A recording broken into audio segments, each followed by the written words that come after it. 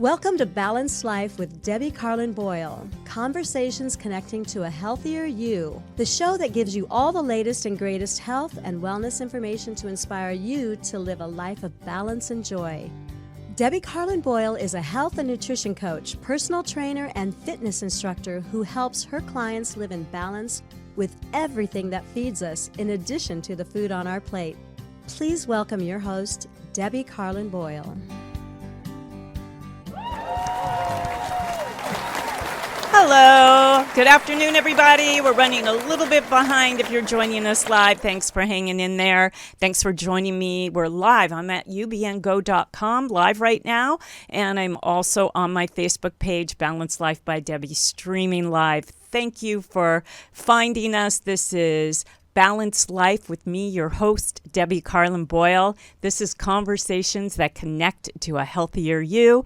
And I have several of those conversations right up on my YouTube channel. So if you go to Balanced Life by Debbie YouTube and hit subscribe, you'll always know when there's a conversation. We hit health and wellness from every single angle possible. I also want to let you know that I'm an interactive show, so you can call in at any time during this show if you're watching live. The area code here is 323-524-2599. That's again, area code 323-524-2599.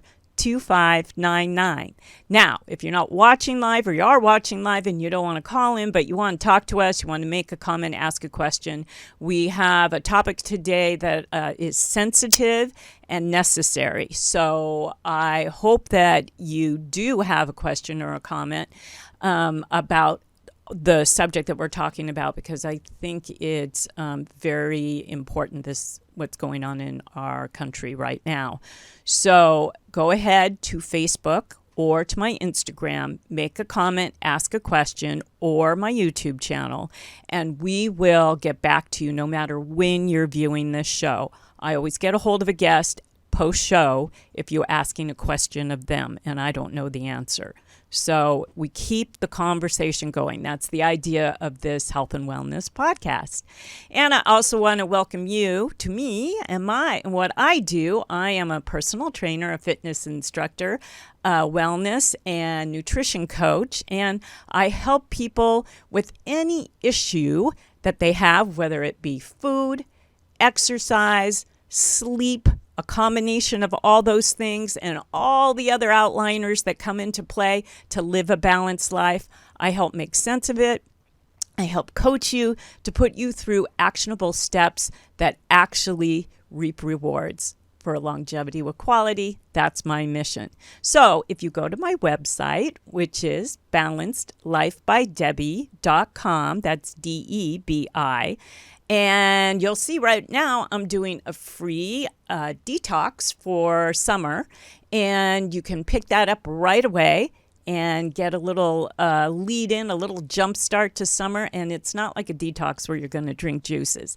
These are really good, healthy recipes that I actually am on an app that I'm making. So they're easy. They really come together in terms of feeling good and looking good, and it gives you a jump start into any kind of wellness routine you want to keep going with.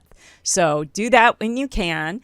And also go to my Instagram, and you can follow me there, as well as my Balanced Life by Debbie Facebook page.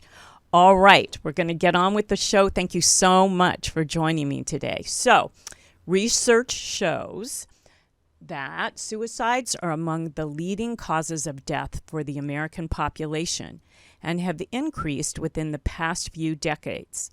Suicides are now ranking among the top 10 causes of death for children and teenagers. Each day, more than 100 Americans die by suicide. This accounts to an urgent public health crisis that needs better substantial understanding.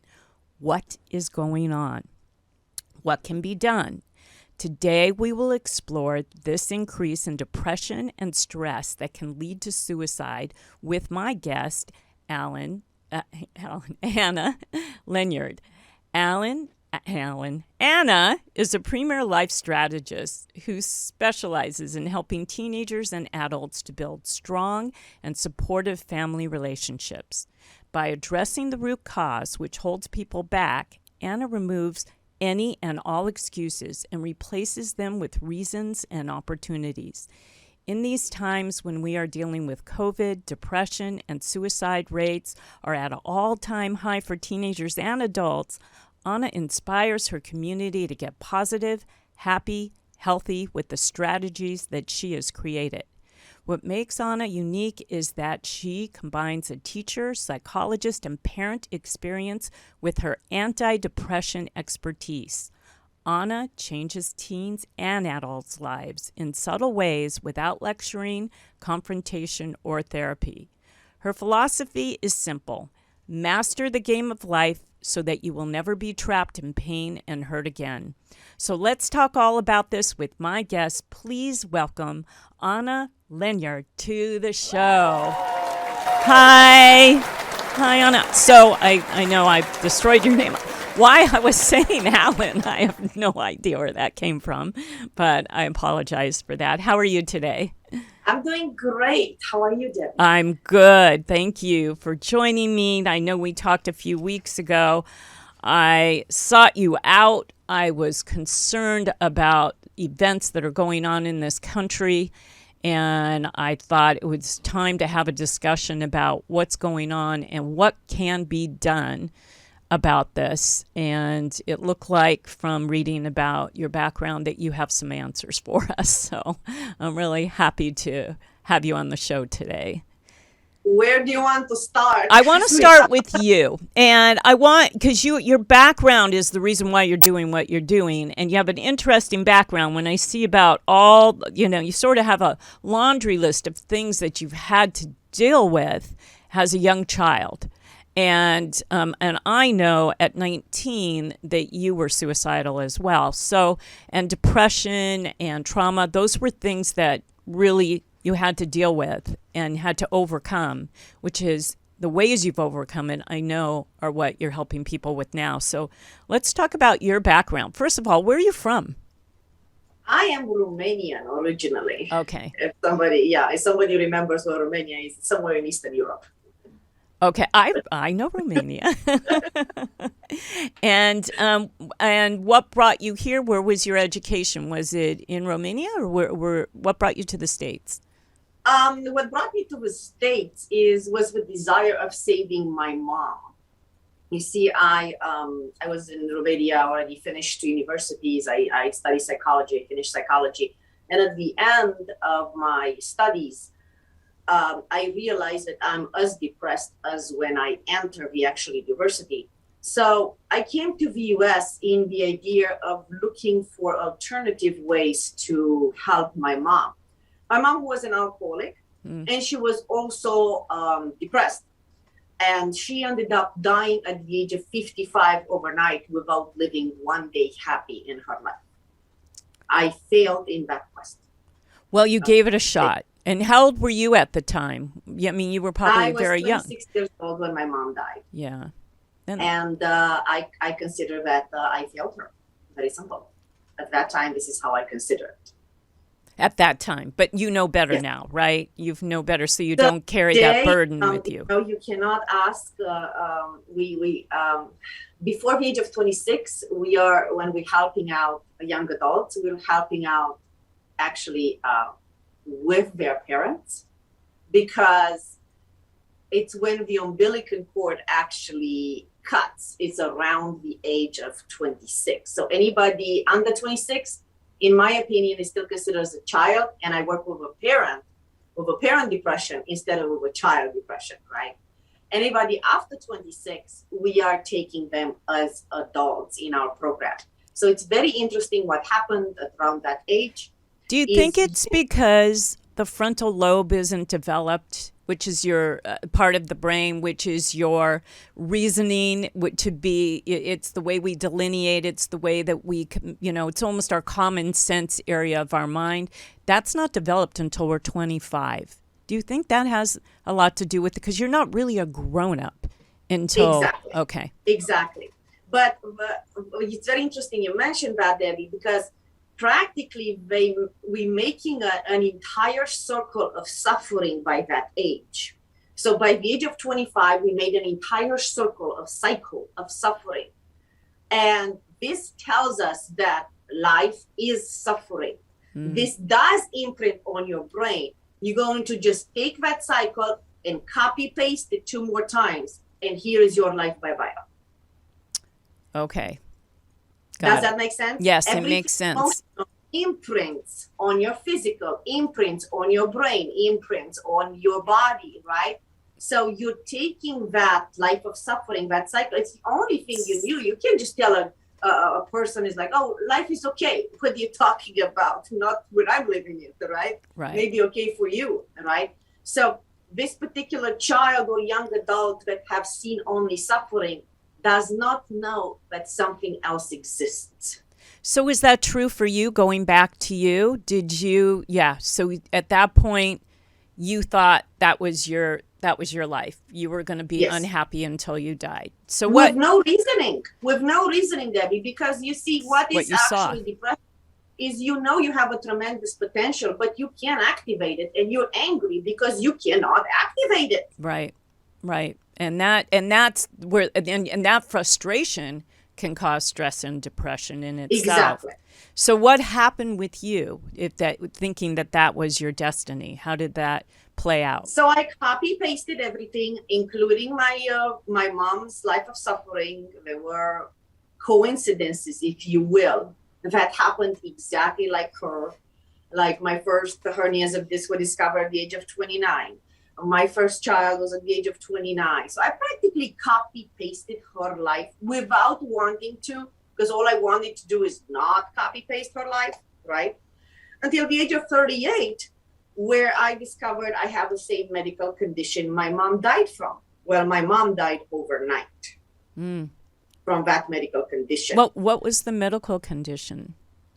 It was actually a condition linked to the liver. We call it today hemochromatosis because we know what it is. Mm-hmm. It's a rare blood disease that makes your liver practically explode. But I always blamed it on her drinking. But I wasn't even drinking, and I had the same medical condition. Yeah, well, you were holding, your liver is a filter, and it holds on. It takes toxins and tries to get rid of them. And if you have trauma, is toxic. So obviously the stress and anxiety. But Debbie, I had a 9-year-old child at home. Oh, I could not afford to die overnight. No, absolutely not. So what did you do? What was the turnaround for you? I admitted to myself that the only game I knew how to play was the game of suffering, not the game of life. I knew nothing about the game of life. It didn't matter how many university I had, how much I studied, how smart I was. It did not matter. The only thing I knew how to play was the game of suffering. So I looked for mentors to teach me how to start playing a game of life, not one of suffering. And that's really the first step, is to realize that you want to do that. You want to get out of this loop of suffering, and you want to find something that can help you, a mentor. That's step number one, is admitting, is seeing that this is not a good path, and knowing. So that, to me, takes a lot of guts, a lot of wisdom, a lot of wherewithal, to do that. It was zero choice at that point, Debbie. Okay, it was zero choice, because I could have gone through all the other ways, like taking meds for the rest of my life. I was a pre-diabetic. I was a pre-NASH. I was having all these back problems and pain. I couldn't even walk from the couch to the bathroom, and my son was lifting me. Could have gone to surgery and end up in a wheelchair. So I could have done things like that I knew that will never get me to having a life free, not necessarily free of pain, free of not putting my child in the middle of this, who was slipping in depression himself, because this is what happens in a family when one member slips in depression. A lot of times, especially children, they do slip in depression also, right? So I had zero choice at that point. The example with my mom, who died overnight, it was supposed to be me next. And this is not what I could do. I had to not do this. So I found a different way. Yeah. And you found a mentor. And what happened? How did that play out for you? I have found 4 mentors because I did not believe that one can get me out. And each mentor that I went to, I told him, listen, I need to show my child that happiness exists in this lifetime. I need to be happy 1 week before I die, just so my child will not repeat the same cycle. And everybody was laughing at me. How old you are? I'm 38. How old you are? I'm 38. It's like, you're talking like an 83-year-old woman. You realize that, right? So, but I never knew that another life can exist. I just never believed in it because I've never seen it. I thought that happiness is only, on the actors playing in the movies, and those are pretending to be happy. That's about it. That's as much happiness as you're going to find in life. That's tough. That's tough to get all the way to adulthood like that, and to think that there's nothing better, that there's no way to find happiness. So what was your road? How did you find it with these 4 mentors? So with these 4 mentors, I succeeded to overcome 27 years of my own depression, in 7 months. Wow. Now I run that program. And so now it's this program that you run. So let's talk about it, because this is so important. And what I was saying at the top of the show is that we're in some really bad times in terms of what's going on. Why is there so much hate? Why is there so much depression, to a point where people kids are going out and buying guns and just mass killing people for no reason? This anger, this deep-seated, depressed anger, where does it come from, and what can we do about it, is basically where I want to take the show today. So because you have some really unconventional ways, I must say, in your program of dealing with depression and what it did for you, alleviating it altogether to live a fulfilled life of happiness. It's possible. We all know it's possible. So I know COVID made things more difficult, but do you want to talk a little bit about what depression is and what your program is in helping? I know you work a lot with teens, with families, with teens who are depressed and suicidal. Like I was saying, the statistics are really awful for the suicide rates for both female and male, but the male rates are higher, much higher. So I'm wondering if we can just start from the beginning on that. So depression is deep, heavy, and unresolved emotional wounding. Deep, heavy, and unresolved emotional wounding. This definition tells us exactly how to fix it.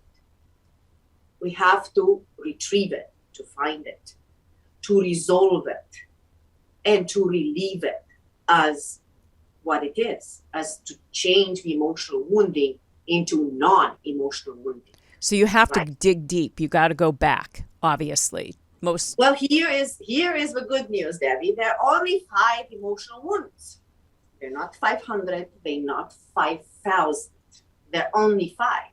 So it doesn't matter which of the 5 you have. If you have 3, you're depressed.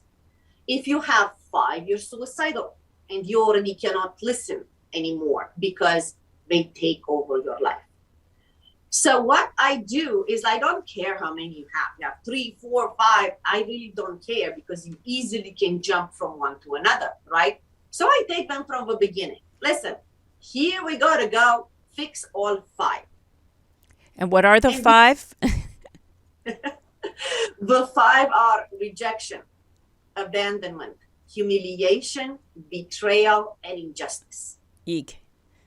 Those are all very catastrophic, Yes. in their own right. But you put them together, wow. And that's depression. Yeah, that's depression. That imprints on your brain, and that imprints on your physical body, and gives you all kind of illnesses. It's where you come in, all right?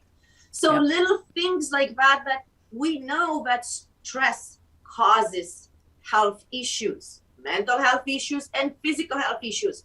But we did not know that rejection causes cancer and sexual problems. We did not know that before. Now we do.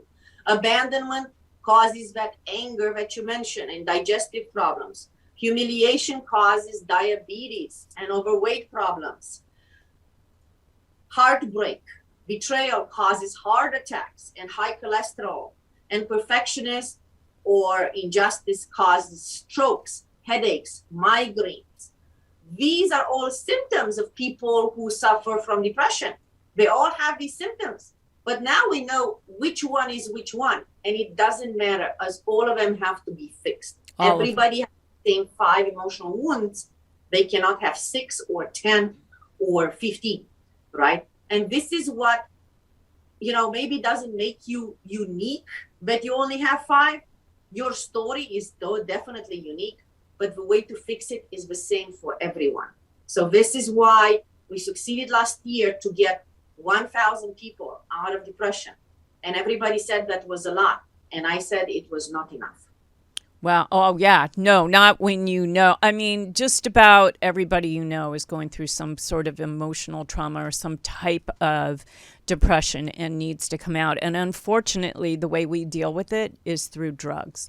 And I mean, most of my viewers know how I feel about medication.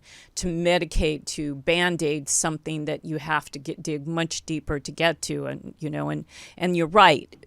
I do work with people, I realize there's a somatic healing that needs to be done because they're ill or they're overeating or they're not taking care of themselves. They're not exercising. They can't sleep. I know that was one of the issues you had because they're so depressed. And then it just becomes this trickle-down effect of everything starting to crumble. Because you have to eat right, you have to move, and you have to sleep in order to be well, and you can't be happy if you're not well. So it's this really vicious circle. So I think it's so important that we identify what these deep, deep, deep issues of trauma are. And you have a method of doing that, which I would like to get into because I find it really fascinating. But we're halfway through, and I'm going to take a commercial break right now by a sponsor of mine. And we're going to come back and we'll lead right into your program, who's it's for. And I want to talk a little bit about these young men that are going out and doing these mass killings and what can maybe be done and how your program can get to these families that are not paying attention. We'll be right back after this message from my sponsor. I'm very excited about a new partner that has a product that I literally use every day. I started taking Athletic Greens because I realized very quickly that I could not possibly get the nutrients I needed simply through the foods I ate. As a health and fitness professional, when I started researching the necessary vitamins and supplements we need every day to strengthen our immune system and slow the aging process, I realized I'd be taking a ton of pills, which I have never been on board with. So enter Athletic Greens.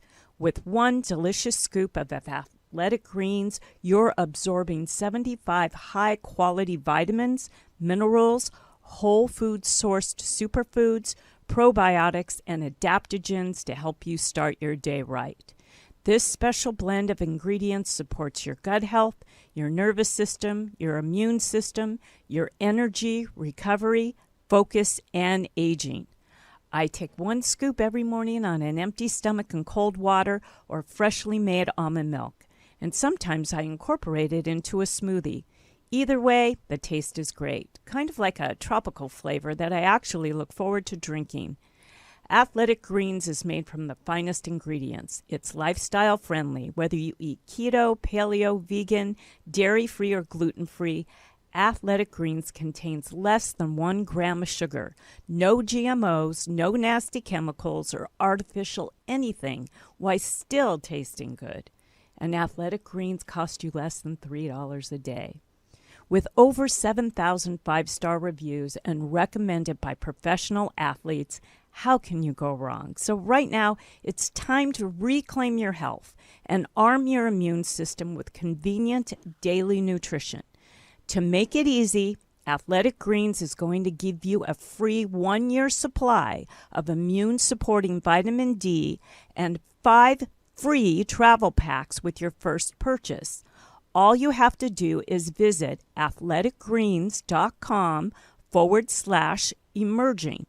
Again, that is athleticgreens.com/EMERGING to take ownership over your health and pick up the ultimate daily nutritional insurance. All right, there's our secret audience. I love my secret audience. Welcome back. Thank you for joining me today. You have reached Balanced Life, conversations that connect to a healthier you, with my guest today, Ana Lennyr, and you can call in and talk to us live if you're listening. We're at area code 323-524-2599. Just give us a call. If you're watching this or listening after the fact, go ahead to my Facebook page, make a comment, ask a question, where the show lives and where you can get your question answered at any time. So we were talking before the break what your method is and what your program is. You call it your antidepressant. It's like an antidepressant program. How does it work? What's it like? So we call it antidepressant because not only that gets people out of depression, it can help people never get there, right? Prevent it, especially for teenagers and young adults. Mm-hmm. And it's quite simply based on a 3-step formulas. So the first thing that people who are prone to depression, either they slipped in it, either they are about to slip in it, they don't have, is skills to insulate them from depression. So this is step number 1.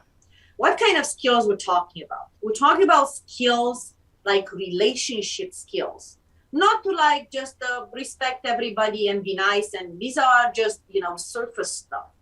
You need to understand that there are 4 types of men and 4 types of women in the world, how their dynamic works, okay? How they think, how they react, because probably you're going to meet people not like you. You're going to meet one of the other 3 type of men and women in the world. And you're going to only be drawn to just, the ones that are different than you. Now you have to understand them because they're just 4 types. They're not 14 types. They're not 400 types. So this is the first thing that people in depression do not have. Deep relationship skills. Like this, you always feel misunderstood because you don't know who you are and you don't know who the people around you are. For example, it's not the same that you're talking to a fireman as you're talking to an earth woman.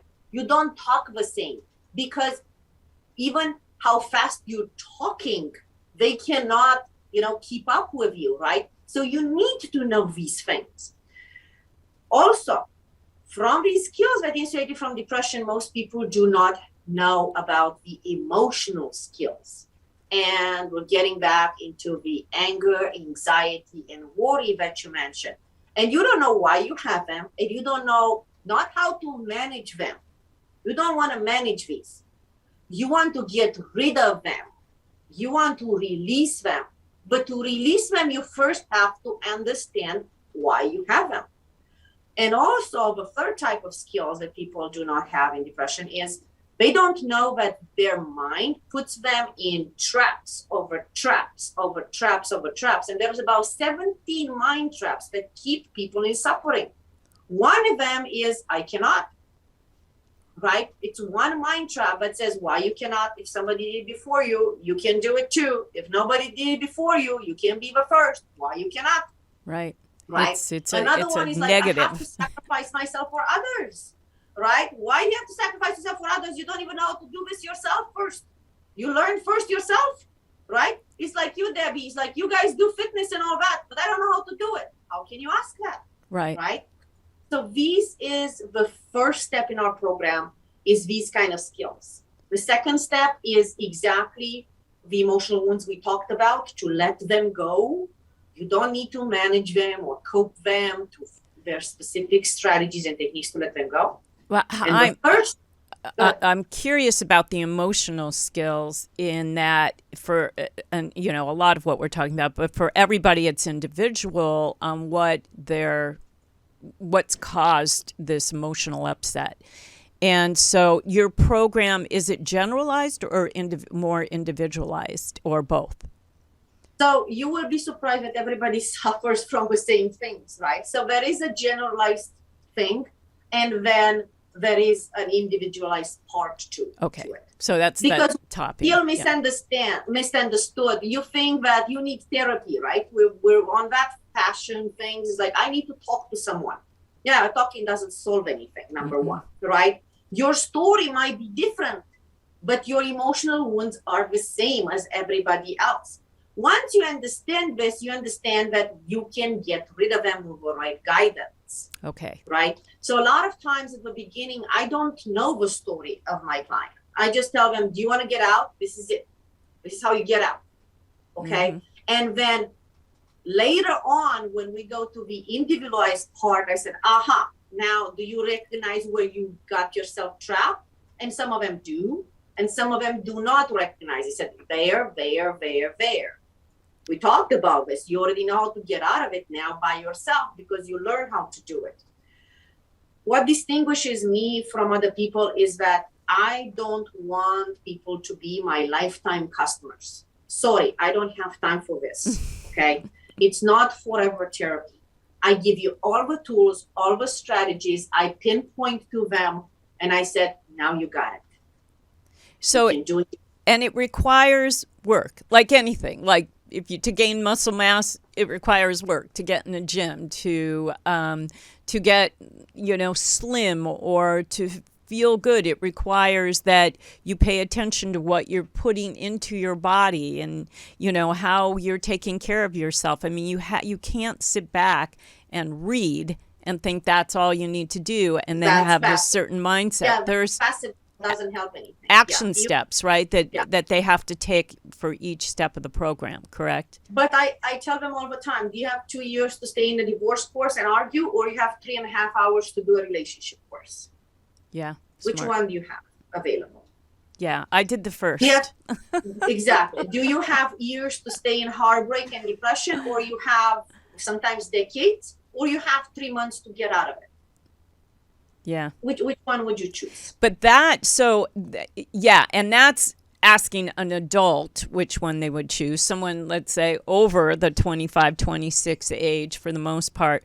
But when you're dealing with teens, that's where the parents come in who have to be proactive to know that this is, not only could it be preventative, that every teen parent should have their teen go through this program, but also when they start to see these signs of depression, what are the signs of depression? What should parents be looking for? So for the teenager, it can be withdrawn. It can be shy. He said, oh, my kid is just shy. Your shy kid can be 1 second away from killing himself. Okay. The ones that are more quiet, they're more dangerous. Okay. Sorry to tell you. Yes. But this is how it works, right? Yeah. Your kid can be angry. We do want them more angry because then I see them and I see why they're angry. And then they're not suicidal because they're angry, right? Because they have an emotion that's actually playing out. Yeah. And I understand why you're angry, because you don't have the keys of a game of life, and I can teach you. Are you willing to learn? Instead of wasting all that anger on, just being against the world, it's not going to help you. Use that anger as a fuel of your life. You willing to? Yeah, I want to learn about relationship. I don't understand myself. I don't want to be angry, right? But if you keep in that energy of anger for a very, very long time, for decades, this is how you're going to rewire your life. Of course. You're going to be always in a drama, nonstop. There is some kind of drama that's going to come over you. But right? Do these teenagers realize that? I mean, usually they're so, I've had teenagers, my kids are well into their 30s now, but They were tough. I had a 16-year-old that, well, I think she was even younger when she started cutting herself, and I immediately got proactive in what needed to be done.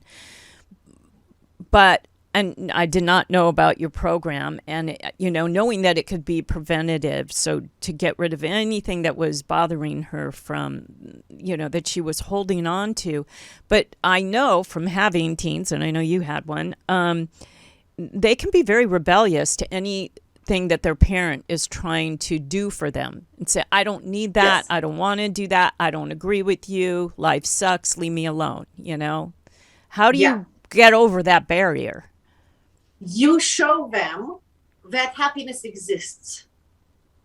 Okay. Mm-hmm. So I remember when I went through all these programs, my child was depressed and I was worried about my child because data shows that if a parent is suicidal, there is 100% chances for the kid to be suicidal later on in life, right? Yep. So I knew the data from psychology. I said, I'm so screwed, right? My mom was an alcoholic. Alcoholism keeps one generation, not depression. So that means my kid was going to be an alcoholic too. Freaked out about this, right? Freaked out about the actual numbers, right? So I kept asking my mentors, is like, how am I going to make my child happy? How am I going to get my child out of depression? And they said, just be happy.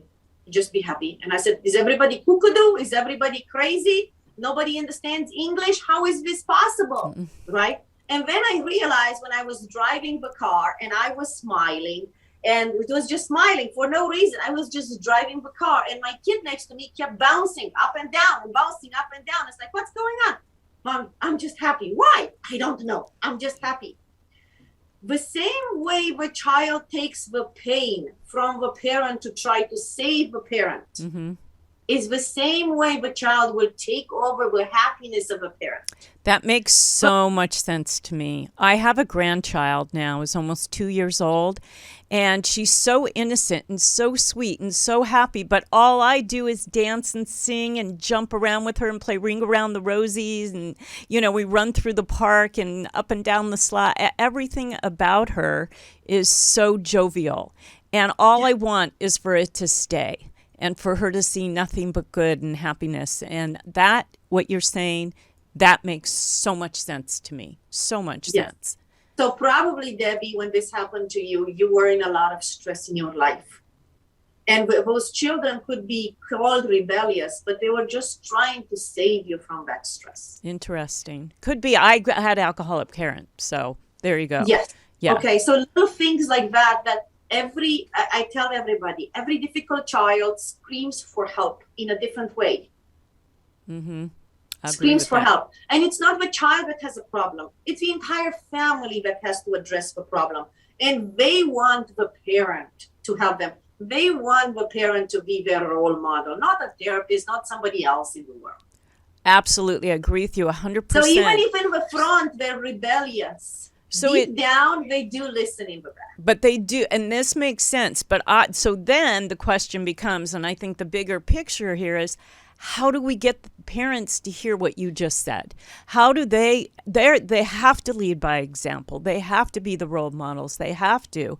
But yet, it's not happening, and their kids are absorbing this. And then that, to me, is causing what we see today. Think, right? That we need to have a bigger microphone and people don't listen and stuff like that. And I'm going to break some news with you right now today. Ooh, okay. Because I was 2 minutes late for your show and I was running away up and down and you did not know why. So the universe has a very interesting way when we all call for help, including parents with difficult teenagers that, I had before. Right now, I don't have anymore. And other parents are calling for help and the universe answers. Either there is a God or the universe or whatever you want to call it, it answers. So breaking news, we're going to have a nationwide radio show where I'm going to be the host here in America 5 days a week. Wow. To talk about these problems in just 1 month. That's great. And a radio show. So a radio show. An FM radio show that. So it's going to be a 5 days a week radio show nationwide in 100 cities here in America. We're talking about 11 million listeners to start with. This is Wow. how, with these kind of conversations that you are starting, okay, we get all the details done and we start recording in the studio next month. This is how we make the parents listen. Yes. Good for you. Because it is, I mean, we know inherently that it's coming from home and coming from the parenting, coming from day one. I also think, and this is really, coming from my background and seeing how I made changes so I didn't, I lost my father when I was 20. He was 46 years old. And he took such bad care of himself that he really just died from eating bad, smoking, drinking. I mean, obviously he had trauma because he was filling up with toxic things. And then my mother was an alcoholic, and I wanted to change that directory for myself and my family. And I saw the second I started eating right, and is when I started wanting to move and exercise, and is when I wanted to, I started sleeping better. And this cloud lifted up over me. I was just 18. I was just graduating. I was getting out of my house. Basically, getting out of my house opened this lid of, this is how I now have control how I want to live, and I don't want to go down. My dad was so sick he died, a year and a half later. But for me, seeing all that up until that time was something that I could not fathom, allowing this legacy of my family to continue. And I think that's so important for people to see. If you're in it deep, you just don't see it, and you don't see what you're doing to your kids and to your family. And No, you don't. No, you don't. But you mentioned that you have a choice, right? So yes. I tell people all the time, and tell me depression is genetic. I'm like, okay, it imprints on your genes. I mean, the gene that we talked about, hemochromatosis, I have it for over 2,000 years. It imprinted, okay? Mm-hmm. Because of so much pain happened, it imprinted on our genes in the whole family. And I ended up with this particular medical condition that kills everybody from depression. And by the way, I'm the only one alive with my son. Everybody else in my family is dead because of this genetic condition, right? Horrible. So depression imprints on you, right, in ways you cannot imagine, and just takes you out of the equation. But depression is actually a generational condition where you, as your generation, can say stop. Exactly like you said, Debbie. I want to stop this. I don't want my children and grandchildren to go through it. No. And it takes personal responsibility to do this. It took everything I had to walk away from a lifestyle that I knew of, not taking care of yourself and the woe is me attitude and not getting up off the couch and the whole thing. It took everything I had to pull, especially at 18. Again, I wasn't 26 yet to be reasonable, but I knew enough that the way I took care of myself was going to change whether or not I'm going to go to a dark place. And I changed it. And out of 4 kids, I got to say, I mean, my brothers and sisters, they never got into drugs or alcohol, but I was the most successful. I was the most, able to get my kids on board with being well and being happy because of the way I took care of showing them that there was light instead of darkness out there. Yeah. Through, food and exercise and doing fun things together as a family and showing love and, so important. But yes, because we're looking at the personal responsibility only through the action point of view, and we're not talking about personal responsibility of how we feel. We always blame how we feel on others. Absolutely. Right? I'm you, guilty. when you were out of a house, you took that personal responsibility. Now I'm 18. I'm an adult. Now I'm in charge of how I feel and That's how true. I make my life. That's true. And and that's, again, I was able to turn it around. Not everybody can. And like we were talking about in the beginning, anger could keep you from doing that. I want to, your program is obviously very potent and works really well. I'm so excited that you're going to reach the large masses now with your radio show. We're a few minutes out from being done. I want to know how people can work with you. What do they need to do? And this is like an online, like you do modules, right? These programs. And how long do they last? So depending on what problem you have, maybe you're not depressed. Okay, maybe you're not having such a big problem. Maybe you just can't find your partner. Maybe you don't know how to fix your marriage. Maybe you don't want to lose the partner you have, right? And you're at that relationship level. Maybe you just want to find yourself who you are. You want to become mentally strong and find your true potential, right? So it doesn't have to be necessarily a program as wide and as hard as overcoming depression, right? It can be something that holds you back, holds you stuck, right? This is why we have different type of programs, depending on what you truly need. For example, for teenagers and parents, we have programs called Parenting Teenager Secrets. We have programs called Teenager Relationship Transformation, that takes only 6 weeks. So if your child is not depressed, doesn't have to go through 6 months of a program, can only go for 6 weeks, right? And there you take responsibility, exactly like you did, Debbie, take action and you turn your child around before the child is too old, doesn't trust you anymore, and they don't believe that this is possible, that a life, with less pain is possible, right? So that really depends on what you truly need, because everybody says, oh, my pain is unfixable. And that's what everybody says at the beginning. And then they wake up with layers and layers of, yes, it is fixable. And now you understand more. And first comes the understanding level, right? The new information that you're getting. And then it gets to the application level, where you have to apply it. Because if you know it and you don't apply it, gets you nowhere. Absolutely. Right? So I'm all in practical terms, exactly like you. If you want to eat healthy, well, don't have a refrigerator full of sweets. Exactly.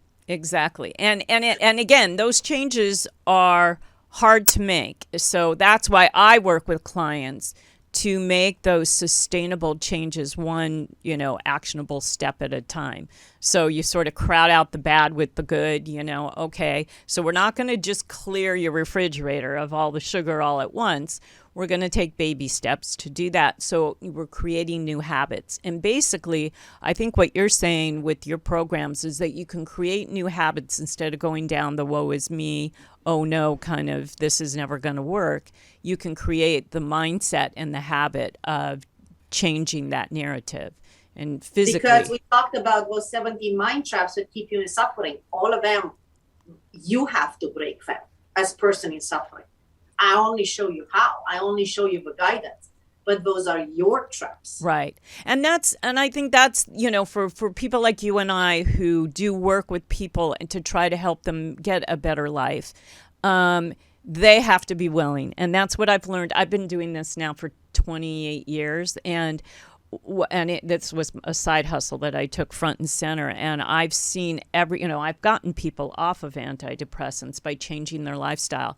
But it was over a period of years, there was time where they had to trust me and they had to trust themselves that they could do it through lifestyle changes. But those had to be small, actionable steps over a period of time.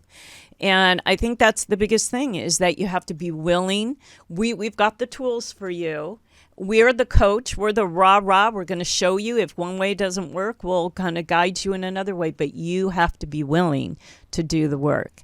But I like the fact that you talk about people being, parents taking a proactive even before the kid is depressed, because I think that's important. Yeah, because once the child is already depressed, okay, let me be honest with you and your audience here, Debbie, okay? Every person that comes to me already depressed, sooner or later, they blame their parents for it. Yeah. I repeat, they blame their parents for it. Absolutely. Okay. That's where you go. You go right to the parents. Exactly, because somebody's got to be the villain. And before the world is the villain, it's the parents. Yes. Right? And parents, sometimes they're at fault, okay, with, things like abuse and stuff like that. And other times, man, they're just trying to go through life, okay, and survive themselves, okay, and make a living. And yeah, they have to work 3 jobs, And okay, to support the children, right? So not all the time are they to blame out there. So this is why when we work, especially with teenagers, I'm building those amazing family relationships in the household. I work with the parent. Now I teach you how to do this. Now you do it with your kid as application first. You find the way to improve your relationship with your child. Don't expect your child to improve your relationship with you when you cannot improve your relationship with your child. So smart. And really, the bottom line is all of these young men that are going out and buying these AR-15s and doing these mass shootings, if they had just had parents that took on this philosophy, this program, this attitude, don't you think none of this would have happened? These kids come No, none of this would have happened. But this is a wake-up call for everybody, including COVID. Everybody said, oh, so much mental problems during COVID. I'm like, no, there were before. It just unraveled. It did. It opened it cracked the egg. Now we see it, and we cannot hide it anymore. I agree. Right? So all of these incidents that happen, now we see it. It is our choice if we ignore it. Right. As adults and member of society, right? But now we see it. We know what is wrong. There is too much anger. There is too many kids that feel misunderstood. Plus weapons in their arm. Here is the result. Yeah, exactly. Availability. This is, not having that critical thinking, logical. It's the only way out seems and so. Let's be honest right now, Debbie, because I took 41 sleeping pills at the age of 19. If I would have had a gun, I would have not been here. Because that's what guns do. They're very quick and very fast and do the, Exactly. I get in a whole discussion about that, but it's really awful. But the world needs people like you right now, and thank goodness. And people like you that are talking about it, and we're not shielding, and we're not afraid of not having these kind of discussions, which are out there anyway. Yes, it is our choice to change the world for our kids. It's not the kids' choice to change the world for us. It's come to a head, and now it's time. Things have to change has to happen, and you've got the tools to help with that. I have the tools to help with that. We're out of time. Say your website so people can contact you and work with you for any of the things that you've listed. What is your website? So now we're on analennyr.com. So ANALENNYR.com. And our radio show will be called True Secrets of Life. Ah, okay. So TrueSecretsOfLife.com will be also linked to my main website. Okay. It's where we're going to have discussions like this every day. That's great. I love that you're doing it. Get it out there any way, all ways that you can. I will share as much as I can for you as well. And then final words. I always have my guests leave with final words of wisdom, final thought, one last thing you want to say. If we don't master the game of life, we're mastering the game of suffering. So here is what kind of world do we want to leave to our children and grandchildren. It's very simple. We are here to grow and expand. If you're depressed, if you're in emotional wounding, if you're in these kind of situations, you're wasting your true potential every day of your life. So this is our choice, our decision of what we want to make for ourselves and for the world. To master the game of life. That's the most important thing in this world. Perfect. Perfect ending. Great discussion. I wish we had more time. We can continue this on another show or on your radio show. But I thank you, Ana, for being here. Stay right there while I say goodbye to my audience. I want to thank you for joining us. I know you have a comment or some thoughts about what Ana and I have been talking about today. I think, we're at a really critical time in our country, and I would love to hear your thoughts about ways that or things that you've seen that help or don't help, or what your thoughts are on everything that we've talked about today. So go to Balance Life by Debbie Facebook and make a comment or ask a question over there, and we'll keep the conversation going. So thank you for joining me again, and I want you to keep going out and having those conversations that connect to a healthier you. Bye, everybody. Thanks again, Ana. Thank you.